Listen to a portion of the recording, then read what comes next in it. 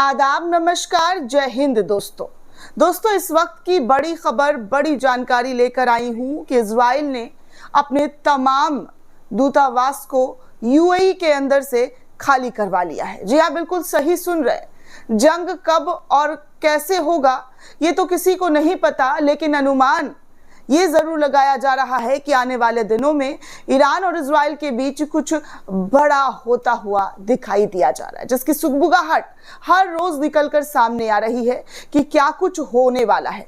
कितने बड़े लेवल पर तैयारी हो रही है जंग की, वो भी आप देख रहे हैं।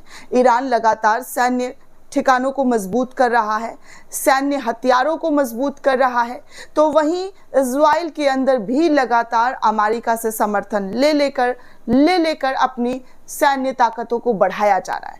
इजराइल इस वक्त बहुत सारे संगठनों से, देशों के साथ जंग में कूदा हुआ है। कई मोर्चे पर वो ये लड़ाई लड़ रहा है, लेकिन बार बार इजराइल के मंत्री हो या रक्षा मंत्री हो या विदेश मंत्री हो या खुद नेतन्याहू हो, वो अमेरिका को चेतावनी दे रहे हैं, धमकाते हुए नजर आ रहे हैं। वो ईरान को चेतावनी दे रहे हैं, धमकाते हुए नजर आ रहे हैं, उनके खिलाफ सख्त कार्रवाई करने की बात कर रहे हैं। तो वहीं ईरान भी कह रहा है कि वो किसी भी कीमत पर पीछे नहीं हटने वाला है।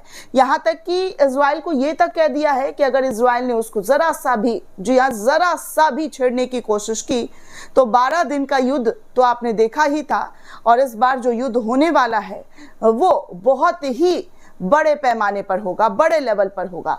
और अब जो खबर आ रही है वो ये है कि इजराइल अपने तमाम राजदूत, राजनयिक और उनके परिवार के लोगों को अबू धाबी खाली करने को कह रहा है, अबू धाबी से निकालने की बात कर रहा है, और पूरी तरीके से शट डाउन करने की जो खबर है वो सूत्रों के हवाले से निकल कर सामने आ रही है। क्या कुछ जानकारी है, क्या कुछ रिपोर्ट में कहा गया है, वो सब कुछ एक एक करके दोस्तों आपके सामने रखूंगी। आप बेखुद देखिएगा कि क्या और किस तरीके की स्थिति जो है इजराइल, ईरान और फिलिस्तीन में जो जंग चल रहा है उस बीच जो दबाव इजराइल पर बनाया जा रहा है, उन दबावों के बीच इजराइल जो है लगातार कह रहा है कि हम पीछे नहीं हटने वाले हैं, और जो देश सपोर्ट फिलिस्तीन को कर रहा है उन देशों के साथ भी उनके मनमुटाव और जो रिश्ते हैं वो भी खराब होते हुए नजर आ रहे हैं।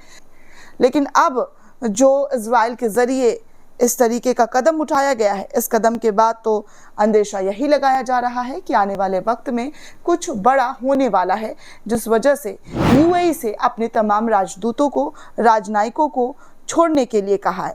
दरअसल न्यूज़ नेशन के एक पत्रकार हैं, उनके जरिए एक खबर शेयर की गई और बताया गया है कि इजराइल ने यूएई से अपने तमाम राजनयिकों को निकासी का आदेश दे दिया है। अबू धाबी स्थित दूतावास और दुबई वाणिज्य दूतावास को खाली करने का निर्देश जो है इजराइल के जरिए दिया गया है। विदेश मंत्रालय ने ईरान, हमास और हिजबुल्लाह के हमले की आशंका के चलते यूएई यात्रा पर चेतावनी भी जारी कर दी है।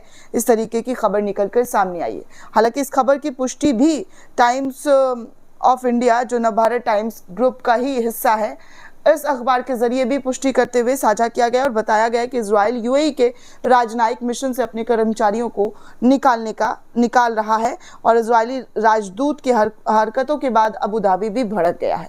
खैर, आपको पूरी जानकारी, पूरी रिपोर्ट इस आर्टिकल के माध्यम से दे रही हूँ कि क्या और किस तरीके की चीज़ें देखने सुनने को मिल रही है। हालांकि इजराइल ने खुलकर कुछ नहीं कहा है कि क्या हो सकता है, क्या नहीं हो सकता है, लेकिन अचानक से ऐसे फैसले लेने पर कई तरीके के सवाल जो हैं वो खड़े हो जाते हैं।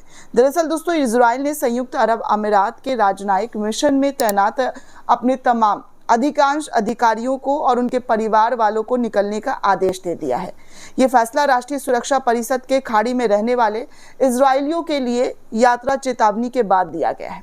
एनएससी ने खुफिया जानकारी के हवाले से कहा है कि ईरान, हमास, हिजबुल्लाह और वैश्विक जिहादी गुटों समेत आतंकवादी समूहों ने यूएई में इजरायली और यहूदी लोगों को निशाना बनाने की कोशिश तेज कर दी है। इसके अलावा इजरायली राजदूत की एक हरकत को लेकर इन दोनों देशों के बीच तनाव बढ़ गया है। यूएई के राजदूत को लेकर तल अवीव से नाराजगी जाहिर की गई है, वो भी इस पूरे मामले पर कड़े से कड़े कदम उठाने की बात कर रहे हैं।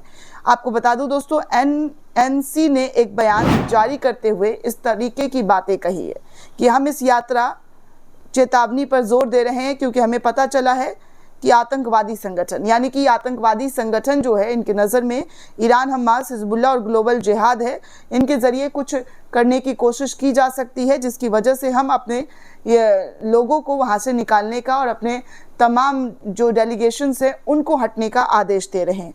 इजराइल को नुकसान पहुंचाने की कोशिश लगातार इनके जरिए बढ़ रही है। इजरायली अधिकारियों ने ईरान के खिलाफ हालिया सैन्य अभियानों और गाजा में चल रहे मानवीय संकट के खतरे के लिए जिम्मेदार जो है ईरान को ठहराया है और कहा है कि अधिकारियों ने ये भी चिंता जाहिर की है कि ये उनका जवाबी हमलों को बढ़ावा दे सकता है। गजा में जो हो रहा है उसको लेकर कुछ ऐसी कार्रवाई, कुछ ऐसा हमला किया जा सकता है जो इजरायली नागरिकों को, उनके राजदूतों को, उनके राजनयिकों को खतरे में डाल सकता है। सुरक्षा अधिकारियों का मानना है दोस्तों कि इजराइल विरोधी उकसावे और ईरान पर हमले के बाद से स्थिति ने इजरायली नागरिकों और विदेश में उनके प्रतिनिधियों के लिए खतरा बढ़ा दिया है। इजराइल और यूएई के विदेश मंत्रालय ने अभी तक मिशन कर्मचारियों की निकासी के बारे में भी कोई टिप्पणी नहीं की है। आपको बता दूं दोस्तों कि 5 साल पहले यूएई के साथ इजराइल के संबंध अच्छे हुए थे। जी हाँ, अच्छे हुए थे, लेकिन फिर 5 साल बाद इन संबंधों में खटास आ गया है। दरअसल दोस्तों कहा जाता है कि साल 2020 में डोनाल्ड ट्रंप की अगुवाई में अमेरिका की मध्यस्थता वाले अब्राहम अकॉर्ड समझौते के माध्यम से इजराइल और संयुक्त अरब अमीरात के बीच संबंध सामान्य हुए थे। ये इजराइल और किसी खाड़ी देश के बीच पहला समझौता था। इससे पहले दूसरे अरब देशों की तरह यूएई ने इजराइल को मान्यता नहीं दिया था। दोनों के बीच राजनयिक संपर्क काफी हद तक अनौपचारिक और सीमित थे। दोनों देशों के संबंधों का ये सामान्यीकरण ऐतिहासिक था, जिसके बाद राजदूतों का आदान प्रदान, दूतावासों में स्थापना और व्यापार, पर्यटन और सुरक्षा समेत अलग अलग क्षेत्रों में सहयोग शुरू हुआ था। इसके बाद से यूएई में इजरायली और यहूदी समुदाय की सक्रियता बढ़ने लगी थी। लोग आने जाने लगे थे, मिलने लगे थे, व्यापार करने लगे थे। लेकिन अब फिर से, जी हाँ, फिर से यहाँ पर रिश्तों में खटास आ गया है। और ऐसा खटास आया है दोस्तों कि सीधे तौर पर इजराइल के ज़रिए अपने तमाम राजनयिकों को वापस बुलाने का और जो एम्बेसीज़ हैं उनको खाली करने का आदेश दे दिया, शट डाउन करने की बात कहती है। अब क्या होगा, किस तरीके की चीज़ें होगी, क्योंकि इससे तो अनुमान लगाया जा सकता है दोस्तों कि क्या और आने वाले टाइमों में क्या हो सकता है और किस तरीके के फैसले इजराइल के ज़रिए लिए गए। क्योंकि हम सभी ने देखा है इजराइल ने भी बड़ी ताकत लगा दी है जंग को जीतने में। ईरान ने भी बड़ी ताकत लगाई हुई है कि जंग को फतह किया जाए। 12 दिन के युद्ध में आपने देखा था कि दोनों देशों ने किस कदर जंग में एक दूसरे को नुकसान पहुंचाते हुए नजर आए थे। ईरान के वैज्ञानिक हो, सैन्य अधिकारी हो, उनकी मौत की खबर, उसके बाद इजराइल के अंदर बड़े बड़े बिल्डिंग्स को निशाना बनाया गया, इमारतों को ढा दिया गया, मिसाइल गिरी, बहुत सारी तस्वीरें आपने देखा। 12 दिन तक युद्ध चलता रहा, सीज फायर हुआ, सीज फायर के बाद तनाव अभी तक जारी है। कुछ कहा नहीं जा सकता है कि आने वाले दिनों में क्या हो सकता है, आने वाले दिन कितने खतरनाक हो सकते हैं। लेकिन जो दिखाई दे रही है, जो इजराइल और ईरान के ज़रिए किया जा रहा है, उसे साफ लग रहा है कि आने वाला दिन खतरों से बड़ा हो सकता है और किसी भी पल, आज नहीं तो कल, कल नहीं तो परसों, कोई ना कोई ऐसा रोज़ होगा जहां पर इन दोनों के बीच या किसी और संगठन मुल्क के साथ लड़ाई में इजराइल हो या ईरान हो, खुद को झोंकता हुआ नजर आ सकता है, देखने को मिल सकता है।